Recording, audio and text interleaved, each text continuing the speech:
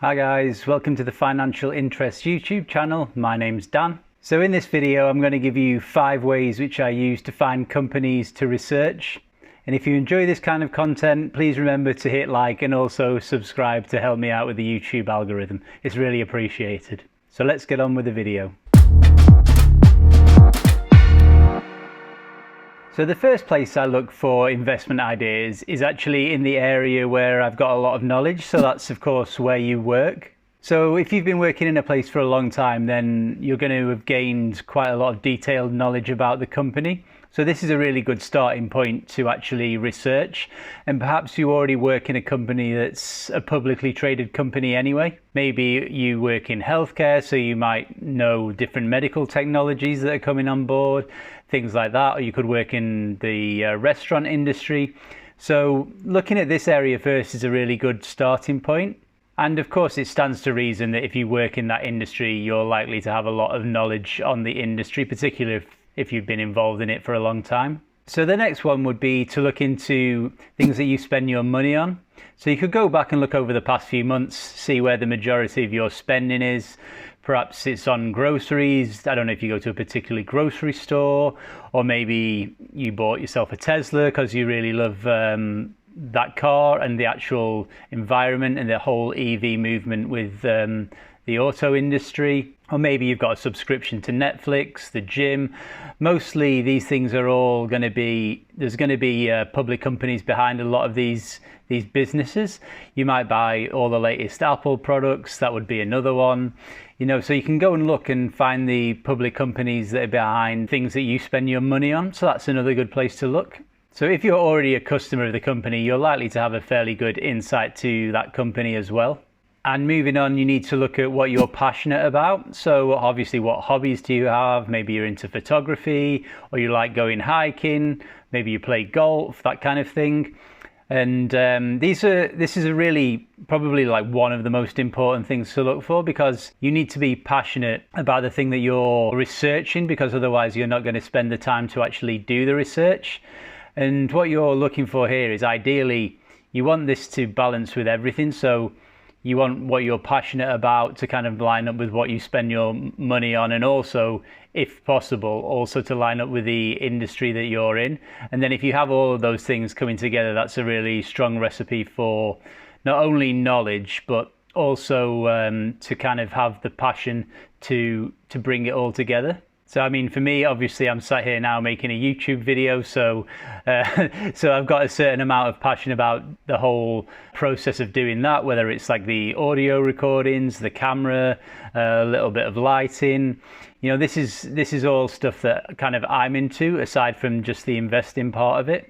And I also really enjoy going for coffee. These are things which I'm passionate about and which I do spend a lot of time, and also to a certain extent money on as well.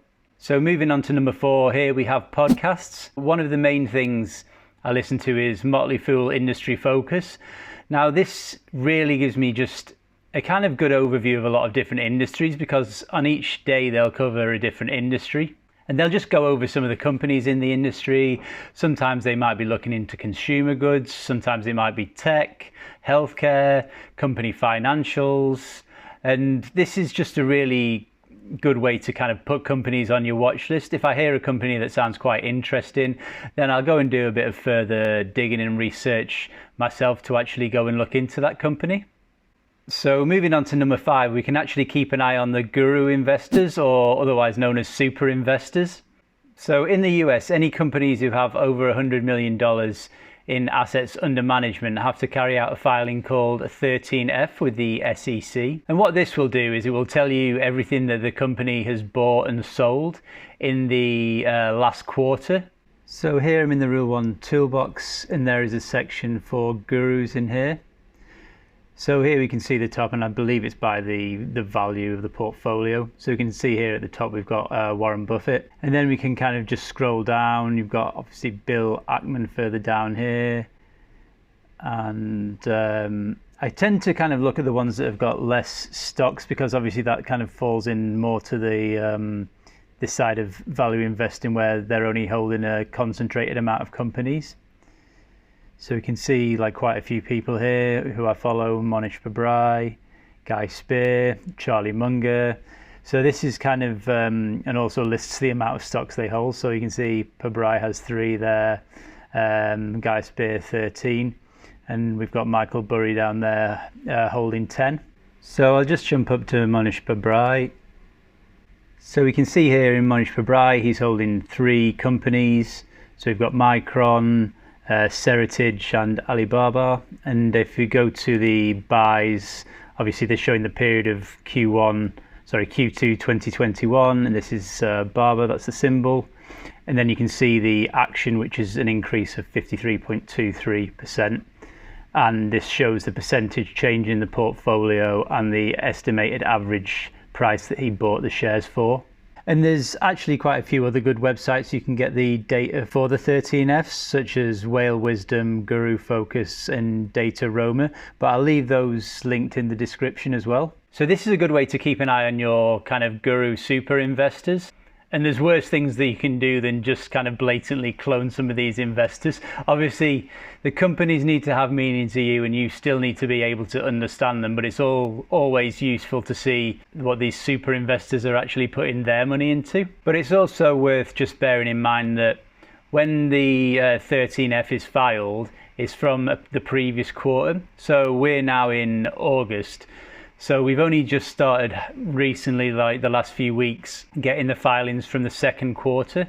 So they might have bought this at the beginning of April and we're actually only finding out about this now. So, you know, obviously in that time, the price could have significantly changed, and that makes a big difference with what you're buying is actually the price you get it for, of course. So you want to just always bear that in mind as well.